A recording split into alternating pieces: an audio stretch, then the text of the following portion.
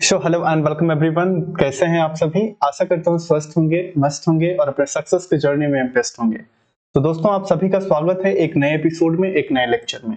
इस एपिसोड में हम लोग डिस्कस करने वाले हैं स्नोबॉल सैंपलिंग। स्नोबॉल सैंपलिंग को क्या होता है इसके बारे में डिटेल में डिस्कस करने वाले हैं, कॉम्प्रिहेंसिव अंडरस्टैंडिंग को डेवलप करने वाले हैं रिसर्च के अंतर्गत। ठीक है, जैसा कि आप जानते हैं हम लोग डिस्कस कर रहे हैं नेट पेपर 2 में साइकोलॉजी।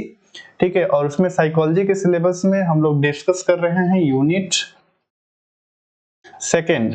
ठीक है, जिसके अंतर्गत आता है आपका research methodology and statistics. Statistics के अंतर्गत हम लोग मतलब रिसर्च मेथोडोलॉजी एंड स्टैटिस्टिक्स के अंतर्गत हम लोग डिस्कस कर रहे हैं सैंपलिंग क्या होता है। ठीक है, जैसा कि हम लोग डिस्कस किए थे सैंपलिंग एक्चुअली दो टाइप्स के होते हैं। सैंपलिंग मेथड जो होता है दो टाइप का होता है। पहला होता है प्रोबेबिलिटी सैंपलिंग मेथड और दूसरा होता है नॉन प्रोबेबिलिटी सैंपलिंग मेथड। ठीक है, तो इसके बारे में तो हम लोग सारा कुछ डिस्कस कर चुके हैं। Probability sampling method, non probability sampling में हम लोगों ने बेसिक दो लेक्चर्स में डिस्कस किए हैं और उसी टाइप्स के सीरीज में आगे बढ़ रहे हैं। इसके भी 4 टाइप्स होते हैं। ठीक है, पहला होता है आपका कन्वीनियंस सैंपलिंग मेथड हो जाता है, दूसरा जो होता है पर्पसिव और जजमेंटल सैंपलिंग मेथड होता है। ठीक है, और यहाँ पे तीसरा जो आता है वो होता है स्नोबॉल सैंपलिंग मेथड होता है। ठीक है, तो आपको इस एपिसोड में आगे बढ़ते हैं, लेकर के चलते हैं एक ऐसी दिशा में जहां पे आपको समझ में आएगा कि स्नोबॉल सैंपलिंग होता क्या है। ठीक है गाइस, तो चलिए आगे बढ़ते हैं। दोस्तों, अगर आप कोच नीतीश कुमार चैनल पे नए हैं तो कोच नीतीश कुमार चैनल को सब्सक्राइब कर दीजिएगा। ठीक है, वीडियो को लाइक कर दीजिएगा और दोस्तों के पास सभी के पास शेयर कर दीजिएगा ताकि वो भी अपनी नेट की प्रिपरेशन अच्छे से कर सकें। आप मुझसे पर्सनली जुड़ना चाहते हैं तो फेसबुक, इंस्टाग्राम या टेलीग्राम, एक्स पे मुझे फॉलो कर सकते हैं, handle name coach Nitish Kumar के नाम से। ठीक है, और टेलीग्राम पे स्पेशली आप मुझे फॉलो करिए क्योंकि वहां पे आपको फ्री ऑफ कॉस्ट सारे टॉपिक्स के नोट पीडीएफ फॉर्म में मैं प्रोवाइड करा देता हूं, जिससे आपका रिवीजन आसान हो जाता है। एमसीक्यूज भी, प्रैक्टिसेस, सारी चीजें आपको चैनल पे देखने को मिल रही होंगी। ठीक है गाइस, तो चलिए आगे बढ़ते हैं और डिस्कस करते हैं स्नोबॉल सैंपलिंग क्या होता है। बेसिक डेफिनेशन पहले इसकी समझते हैं कि स्नोबॉल सैंपलिंग होता क्या है। तो snowball sampling is non probability sampling method के अंतर्गत आता है, नॉन प्रोबेबिलिटी सैंपलिंग टेक्निक के अंतर्गत आता है। ये चीज बेसिक चीज है, आपको मालूम होना चाहिए कि स्नोबॉल सैंपलिंग जो होता है वो नॉन प्रोबेबिलिटी सैंपलिंग मेथड के अंतर्गत आता है। इसी का एक टाइप होता है, नॉन प्रोबेबिलिटी सैंपलिंग का एक टाइप होता है। ठीक है, where existing participants help recruit new participants for the study. और जहां पे जो एग्जिस्टिंग पार्टिसिपेंट्स हैं, यानी कि जो पहले से मौजूदा पार्टिसिपेंट्स हैं, वो हेल्प करते हैं न्यू पार्टिसिपेंट्स को रिक्रूट करने में, यानी उनको चयनित करने में मदद करते हैं ताकि स्टडी के लिए। ठीक है, for the study. This method is useful when the target population is hard to reach or not easily identifiable. Okay, यानी कि इस मेथड का इस्तेमाल उस जगह पे किया जाता है जहां पे टारगेटेड पॉपुलेशन जो होती है वो बहुत बड़ी होती है, बहुत हार्ड होती है। ठीक है, और उसके पास पहुंचना एक तरीके से कठिन होता है और उनको अच्छे से मतलब इजीली पहचाना भी नहीं जा सकता है, not easily identifiable. Okay, so it works like a chain referral system where one participant refers another in the process continue। एक तरीके से क्या है, चैन रेफरल सिस्टम की तरह काम करता है। जैसे मान लीजिए कि अगर हम बात करते हैं one person number 1, person number 2, 3, 4, 5, 6, 7, 8, ये सब सारी चीजें हैं।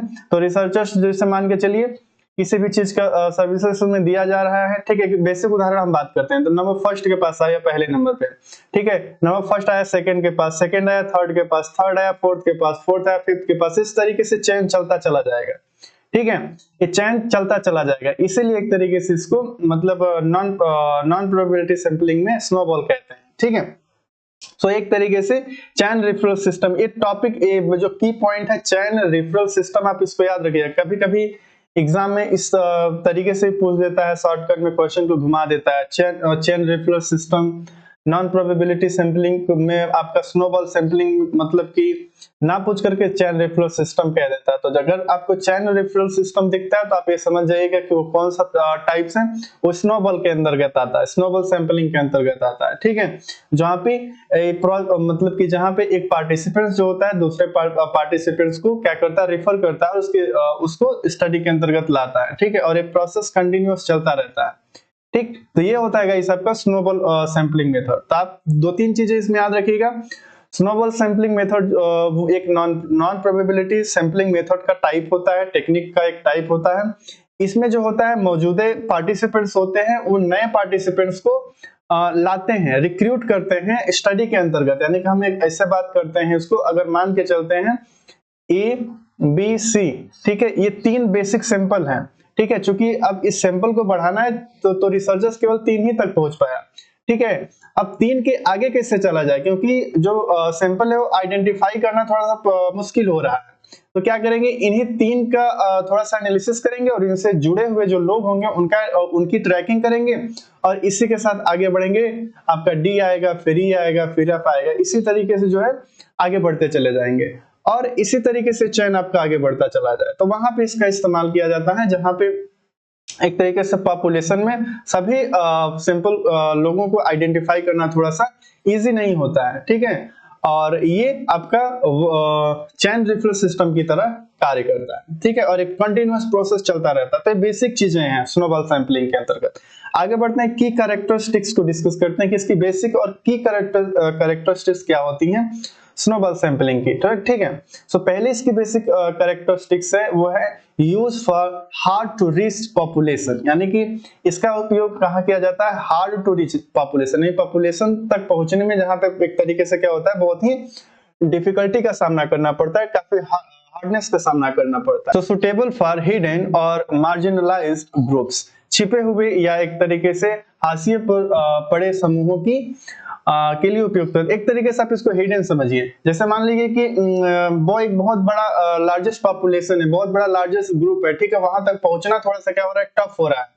टफ हो रहा है तो जैसे मान लीजिए उस मतलब जैसे एक बहुत बड़ा पॉपुलेशन है, बहुत बड़ा ग्रुप है, तो इसमें से अगर हम किसी एक को ट्रैक कर लेते हैं, एक को ट्रैक करने के बाद ये कड़ी जो होती है वो जुड़ती चली जाती है, ये यहाँ पे आई, ये फिर इसी तरीके से क्या करता है, ये पॉपुलेशन बढ़ता चला जाता है। ठीक है, कभी कभी आप देखे होंगे मूवीज में इस तरीके का मतलब ये किया जाता है। जब केस सॉल्व नहीं होता है तो उस कंडीशन में क्या होता है कि किसी एक मतलब कि मुजरिम को पकड़ा जाता है, फिर उसके मतलब उसको ट्रैक किया जाता है, उसके ट्रैकिंग के आधार पर मतलब ग्रुप में और अंदर तक पहुंचा जाता है और उसी तरीके से कड़ियां क्या होती हैं, जुड़ती चली जाती हैं। तो जहां पे हार्ड मतलब एक लार्जेस्ट पॉपुलेशन में पहुंचना एक तरीके से हार्ड हो, वहां भी यूज किया जाता है स्नोबॉल सैंपलिंग मेथड का। ठीक है, तो इसकी ये कैरेक्टरिस्टिक्स होती है और ये हिडन ग्रुप तक पहुंचने में मतलब एक तरीके से क्या करती है, सहायता करती है।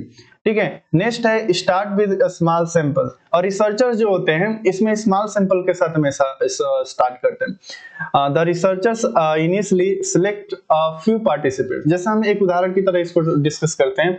जैसे मान लीजिए किसी भी चीजों से लेकर के, जैसे मैंने ड्रग एडिक्ट की अगर हम बात करते हैं तो ड्रग एडिक्शन वाले लोग मान के चलते हैं बहुत हैं। ये आपका क्या है, ये पॉपुलेशन है। क्योंकि ये बहुत सारी चीजें हिडन रखी जाती हैं, ठीक है, तो सभी को एक तरीके से रीच आउट करना थोड़ा सा टफ हो जाता है। ठीक है, एक तरीके से क्या आपका पॉपुलेशन है। ठीक है, पॉपुलेशन है, लेकिन अगर हम इसमें से क्या होता है, रिसर्चर्स एक दो लोगों को ट्रैक कर लेता है। ठीक है, अगर एक दो लोगों को ट्रैक कर लिया तो फिर उन्हीं के हिसाब से, उन्हीं के ट्रैकिंग के हिसाब से आगे चला जाता है। तो इसमें जो स्टार्टिंग होती है इस कंडीशन में रिसर्च की, 2 या 4 ही सैंपल से शुरुआत होता है। ठीक है, इसमें मान लो मैक्सिमम अगर बहुत बड़ा पॉपुलेशन है, सर मान लीजिए कि रिसर्चर्स का टारगेट यह है कि अगर हम मान के चलते इसमें एक जेन्युइन पॉपुलेशन की बात करते हैं तो 500 की पॉपुलेशन है। एक इसमें कोई फिक्स डेटा नहीं है, बट हम मान के चलते हैं 500 की ये पॉपुलेशन है और इसमें से जो रिसर्चर्स हैं 50 की मतलब क्या करना है, सैंपल कलेक्ट करना चाहते हैं। बट रिसर्चर्स के कॉन्टेक्ट में कितना है, केवल 5 ही सैंपल है, 5 ही पार्टिसिपेंट्स ऐसे हैं जिसको रिसर्चर जो होता है इजिली ट्रैक कर पा रहे हैं, जिनके पास पहुंच पा रहे हैं। अभी इन 5 की सहायता से इन 50 तक चला जाएगा। 50 की सहायता से मतलब इन 5 की सहायता से इन 50 तक पहुंचा जाएगा और इन 50 के ऊपर अध्ययन करके इन सारे ऊपर पॉपुलेशन के ऊपर क्या कर दिया जाएगा, लागू कर दिया जाएगा। तो इस तरीके में आपका जो होता है स्नोबॉल सैंपलिंग हेल्पफुल साबित होता है। नेक्स्ट आपका ये है पार्टिसिपेंट्स रिक्रूट अदर, और इसमें जो होता है दो selected help bring in more people from their network, और चुने गए लोग अपने नेटवर्क से और अधिक लोगों को लाने में मदद करते हैं। यही बात हुई कि 5 लोग मतलब 50 को लाने में मदद करेंगे। ये चूंकि ये 50 लोग जो आएंगे इन्हीं के नेटवर्क से जुड़ेंगे, मतलब 5 का नेटवर्क अगर एक पर्सन एक को लाता है तो 5 मतलब एक पर्सन एक को लाता है, तो 5 पर्सन किसको लाएंगे, 5 को लाएंगे, ठीक है। तो इसी तरीके से आपका नेटवर्क क्या हो जाएगा, बढ़ता चला जाएगा, ठीक। तो इस तरीके से इसमें भी सहायता करता है, ठीक। और नॉन रैंडम पोटेंशियली बायस्ड, और इसमें जो होता है जो सैंपल होता है, ठीक है, ये नॉन रैंडम पे ही मतलब आधारित होता है। इसमें रैंडम सिलेक्शन को नहीं मतलब ये किया जाता है, क्योंकि नॉन रैंडम में क्या होता है अपने कन्वीनियंस के हिसाब से चीजों को लिया जाता है, अपने जजमेंट के हिसाब से लिया जाता है। तो since recruitment is based on social connections, the sample may not fully represent the entire population। social connection के आधार पर इसमें मतलब ये लिया जाता है, रिक्रूटमेंट किया जाता है सैंपल का, और ये जो सैंपल होता है ये फुली रिप्रेजेंट नहीं करता है इंटायर पॉपुलेशन का, ठीक है, क्योंकि इसमें नॉन रैंडम मेथड का इस्तेमाल किया जाता है। कन्वीनियंस और जजमेंट के हिसाब से इसमें क्या होता है, इनिशियली जो सैंपल होते हैं, अगर ये 5 इनिशियली सैंपल हैं तो इसमें क्या होगा, कन्वीनियंस के हिसाब से सुविधा के अनुसार पे इन 5 को ट्रैक किया जाएगा, और इन 5 के ट्रैकिंग से 50 तक पहुंचा जाएगा, और 50 को स्टडी किया जाएगा तो 500 के ऊपर क्या करेंगे, अपना रिसर्च का जो होता है कॉन्सिक्वेंस देंगे। तो ये बेसिक कैरेक्टरिस्टिक्स या होती है आपकी स्नोबॉल सैंपलिंग मेथड की, ठीक है गाइस। नेक्स्ट आगे आपका डिस्कस करते हैं कि एग्जांपल डिस्कस करते हैं कि कैसे इसमें मतलब एक तरीके से रिसर्चर्स जो होते हैं सैंपल को फाइंड आउट करते हैं और आगे बढ़ते हैं, ठीक है। जैसे हम मान के चलते हैं studying mental health of drug addicts, okay. Researchers जो हैं यह स्टडी करना चाहते हैं, researchers want to study mental health issues among drug addicts but finding participants is difficult. यानी कि एक शोधकर्ता जो होता है नशीली दवाओं की आदि लोगों के बीच मानसिक स्वास्थ्य के मुद्दों का अध्ययन करना चाहता है, लेकिन प्रतिभागियों को यानी पार्टिसिपेंट्स को ढूंढना थोड़ा सा मुश्किल होता है, क्योंकि ऐसे सैंपल को कलेक्ट करना थोड़ा सा मुश्किल होता है, ठीक है। तो क्या करेगा यहाँ पे जो रिसर्चर्स होगा वो स्नोबॉल सैंपलिंग का इस्तेमाल करेगा। वो कैसे करेगा ये समझते हैं। तो यहाँ पे जो पहले नंबर पे रिसर्चर्स होंगे यानी कि शोधकर्ता जो होंगे, पहले एक तरीके से क्या करेंगे, पुनर्वास केंद्र में कुछ ज्ञात नशीली दवाओं के आदी लोगों से संपर्क करेंगे, यानी कि the researchers first contact few knows drug addict in a rehabilitation centre. यानी रिहैबिलिटेशन सेंटर से क्या करेंगे, कुछ ड्रग एडिक्ट्स को, मतलब जिनको रिसर्चर्स वो जानते होंगे, ठीक है, उनको क्या करेंगे, कांटेक्ट करेंगे। इनको कांटेक्ट करने के बाद क्या होगा, उनको चुनेंगे रिसर्च के अंतर्गत, और यहीं से उनकी क्या होगी, रिसर्च की प्रोसेस आगे बढ़ेगी, शुरुआत होगी, ठीक है। और दूसरा स्टेप यहाँ पे होगा, these initial participants refers other addicts from their personal network। और यही मतलब कि जो पर्सन होंगे, शुरुआती प्रतिभागी अपने व्यक्तिगत नेटवर्क से अन्य नशेड़ियों को एक तरीके से क्या करेंगे, संदर्भित करके आगे बढ़ाएंगे, यानी कि अदर एडिक्ट्स को मतलब लाएंगे, ठीक है, सैंपल के अंतर्गत, ठीक। तो इस तरीके से होता है। The process continue like snowball, ठीक है, एक्सपेंडिंग द सैंपल। यह प्रक्रिया स्नोबॉल की तरह जारी रहती है जिसमें नमूना बढ़ता चला जाता है। अगर हम मान के चलते हैं एक रिसर्चर्स हैं, फर्स्ट टाइम पे उनके पास अगर केवल 5 को ही आइडेंटिफाई कर पाते हैं रिहैबिलिटेशन सेंटर से, ठीक है।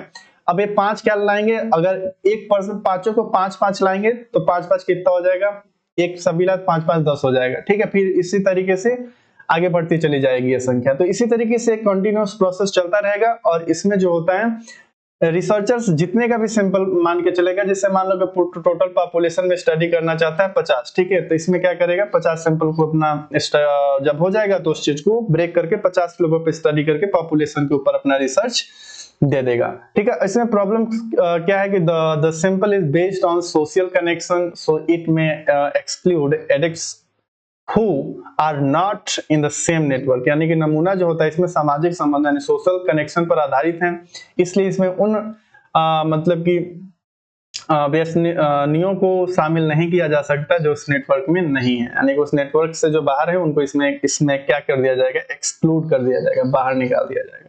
तो यह रहा गाइस स्नोबॉल सैंपलिंग, ठीक है। तो इसको स्नोबॉल सैंपलिंग हम लोग इसमें बेसिक कंसेप्ट को डिस्कस किया, एडवांस लेवल पे डिस्कस किया और छोटी छोटी चीजों को डिस्कस किया, ठीक है। तो इस एपिसोड में अगर आपको कोई डाउट है तो कमेंट बॉक्स में आप कमेंट करिएगा, ठीक है। नेक्स्ट एपिसोड में हम लोग उस डाउट को जरूर क्लियर करेंगे। सो कीप साइनिंग गाइस, आज के इस एपिसोड में बस इतना ही। अगर आपने कोचिंग हमारे चैनल को सब्सक्राइब नहीं किया है, चैनल को सब्सक्राइब कर दीजिएगा, वीडियो को लाइक कर दीजिएगा, दोस्तों के पास शेयर कर दीजिएगा। Keep signing guys, love you again.